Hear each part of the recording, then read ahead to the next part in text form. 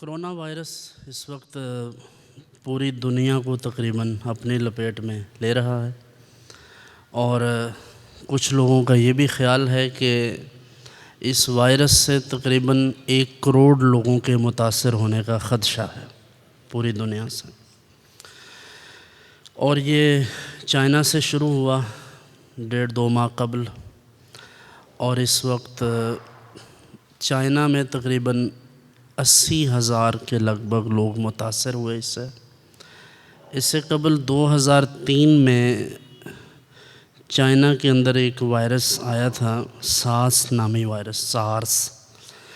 تو اس سے 774 افراد ہلاک ہوئے اور 8,000 لوگ مجموعی طور پر متاثر ہوئے، یعنی اس مرض کا شکار ہوئے۔ اور اس حکیم مطلق کی یہ حکمت ہے کہ ماضی میں جو وائرسز آتے تھے وہ ترقی پذیر ممالک میں یا پسماندہ ممالک میں آتے تھے، کیونکہ وہاں کا ہیلتھ سسٹم ویک ہوتا ہے۔ جو غریب ممالک ہیں، یوں کہہ لیں، غریب ممالک کا ہیلتھ سسٹم اچھا نہیں ہوتا، پریکاشنز ان کو نہیں دیتے، اس طرح سے وہ کر نہیں پاتے ساری احتیاطی تدابیر، جس کے نتیجے میں وائرس جو ہے وہ جلدی حملہ آور ہوتا ہے۔ لیکن اچنبے کی بات یہ ہے کہ اس وقت جو چائنا ہے وہ دنیا کے ترقی یافتہ ممالک میں سے ہے، اور سب سے زیادہ جو شدید لہر ہے اس وائرس کی وہ چائنا میں ہے۔ ووہان سٹی سے شروع ہوا۔ اس وقت آپ کبھی انٹرنیٹ پر اگر ملاحظہ کریں تو ووہان سٹی بالکل خالی پڑا ہے۔ اتنا بڑا شہر، اتنے در و دیوار، بڑی بڑی سڑکیں، اور جو اس وقت بڑی بڑی وہ بلڈنگز ہیں، ہر چیز آپ کو خالی نظر آتی ہے۔ لوگ اپنے گھروں میں محصور ہیں اور اشیاء خوردنوش اپنے پاس جمع کیے ہوئے ہیں، اور جس طرح بھی ان کا مذہب، چونکہ وہ بدھسٹ ہیں اکثر، تو وہ اپنے مذہب کے مطابق توبہ استغفار جو بھی وہ سمجھتے ہیں وہ کر رہے ہیں۔ بہرحال وہاں مسلمان بھی محصور ہیں دوسرے ممالک سے، کچھ پاکستانی طلباء بھی ہیں۔ تو یہ اس وقت چین سے نکل کر آگے جاپان کی طرف، پھر کوریا میں بھی چلا گیا۔ چین کے بعد سب سے زیادہ کیسز کوریا میں رپورٹ ہوئے، پھر اس کے بعد امریکہ میں بھی اب باقاعدہ رپورٹ ہو گیا۔ اٹلی میں 18 افراد اس کا شکار ہو گئے، یعنی 18 افراد موت کے گھاٹ اتر گئے۔ اب اس کے بعد ایران میں 26 افراد۔ ایران چونکہ ہمارا ہمسایہ ملک ہے، بالکل بارڈر ہمارے ساتھ، تفتان بارڈر 6 دن سے بند ہے، آج 6واں روز ہے، تفتان بارڈر کھل نہیں سکا، اسی سبب سے 26 افراد میں سے ان کے سابق سفیر سعید ہادی بھی انتقال کر گئے آج۔ اور افغانستان میں بھی کیس رپورٹ ہوئے، کل رات یعنی گزشتہ جو پچھلی پرسوں والی رات تھی، اس میں یہ حیدرآباد سے 2 کیس رپورٹ ہوئے، وہ زائرین جو ایران سے آئے تھے ان میں بھی یہ تصدیق ہوئی، لیکن چونکہ ایران سے آئے تھے اس لیے۔ بہرحال اصل بات یہ ہے کہ یہ وائرس یا مشکلات یا پریشانیاں اللہ کی طرف سے ہماری آزمائش ہیں۔ آزمائش کی اس گھڑی میں ہمیں چند چیزوں کو اپنے پیش نظر رکھنا چاہیے۔ یہ تھوڑا سا پس منظر اس لیے میں نے بیان کیا کہ اگر کوئی اس زوم میں مبتلا ہو، کسی کو یہ خوش فہمی ہو کہ ہم ترقی یافتہ ممالک میں سے ہیں، ہمیں تو کوئی مسئلہ ہی نہیں ہے، تو اللہ تعالیٰ نے اس سارے ان کے سحر کو بھی ختم کر دیا، یعنی یہ ترقی یافتگی کا مسئلہ بھی ختم ہوا، اور یہ تو اللہ کی مہربانی ہے۔ اگر غریب ممالک اس کی لپیٹ میں نہ آئیں، وگرنہ احتیاطی تدابیر تو بہت مشکل ہے۔ اب کرنے کا کام یہ ہے، پہلی بات تو یہ کہ اس کی علامات، اس وائرس کی علامات کیا ہیں۔ ابتدائی علامات انہوں نے گلے کی خراش، شدید گلا خراب، کھانسی، بخار، اور یہ ساری چیزیں ہیں۔ اور پھر اس کے بعد جب یہ اٹیک کرتا ہے مکمل طور پر، تو ریسپائریٹری سسٹم جو آپ کا نظام تنفس ہے، سانس لینے کا جو آپ کا سسٹم ہے، اسے متاثر کر دیتا ہے، سانس لینا شدید دشوار ہو جاتا ہے۔ لیکن یہ بھی ایک سائیکی ہے کہ جب آپ کسی چیز کے بارے میں زیادہ سوچتے ہیں تو آپ کو یہ لگتا ہے کہ شاید یہ مسئلہ مجھے بھی ہے۔ آپ نے دیکھا ہوگا ڈاکٹر اور حکیم لوگ جو ہیں وہ بندے کو،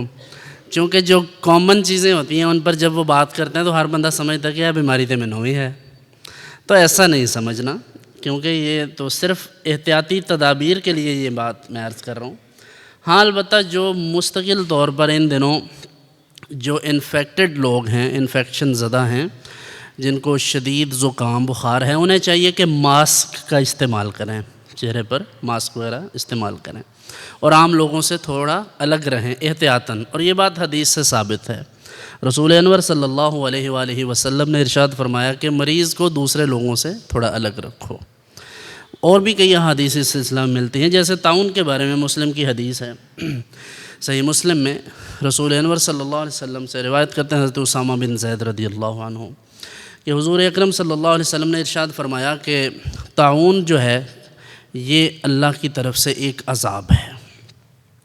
تو فرمایا جس جگہ پر، جس بستی میں طاعون پھیل جائے، یہ بیماری آ جائے، تو اس بستی کے لوگ وہاں سے باہر نہ نکلیں تاکہ ان کی وجہ سے یہ دوسروں تک نہ پہنچے، اور جو باہر والے ہیں وہ اس بستی میں داخل نہ ہوں۔ اس لیے احتیاطی تدابیر جو اس وقت کی جا رہی ہیں اختیار، مجھ سے بھی بہت سارے دوستوں نے پوچھا، خود اپنا بھی ارادہ تھا ٹریول کا، تو میں نے ترک کیا اور دوستوں سے بھی کہا کہ ابھی آپ کچھ دنوں کے لیے بین الاقوامی اسفار کو ترک کر دیں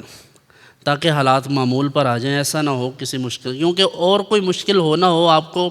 فلائٹس کیجول ڈسٹرب ہونے سے ہی 2-4 دن وہاں ایئرپورٹ پہ رہنا پڑ گیا تو غریب آدمی کے پیسے ادھر ہی پورے ہو جاتے ہیں۔ اب وہ تب ڈیوٹی فری شاپ پہ آپ چلے جائیں کچھ کھانے پینے کے لیے، جو پانی آپ کو باہر سے 50 روپے میں مل جاتا ہے وہ وہاں 500 میں ملے گا،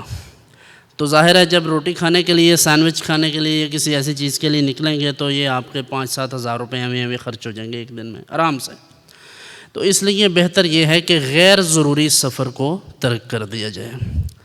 باقی گھروں میں صفائی ستھرائی کا خیال رکھا جائے،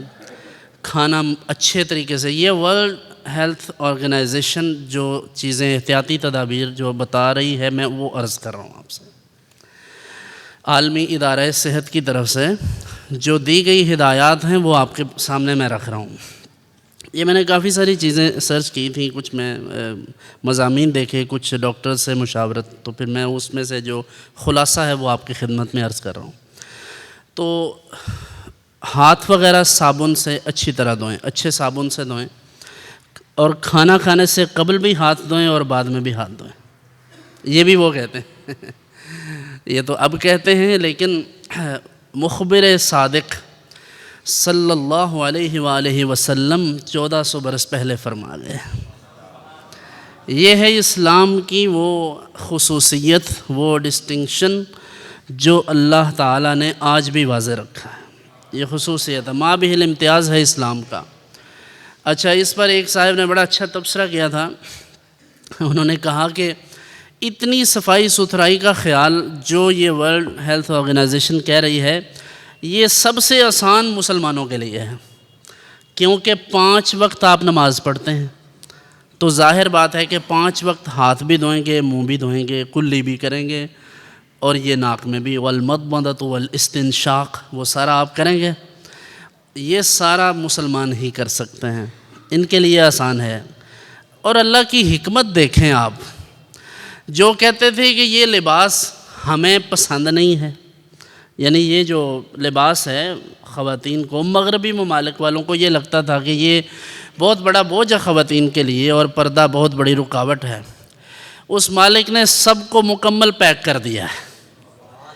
وہ جو منہ پر نہیں لیتے تھے، پہلے تو ان کے منہ پہ ماسک چڑھائے ہیں،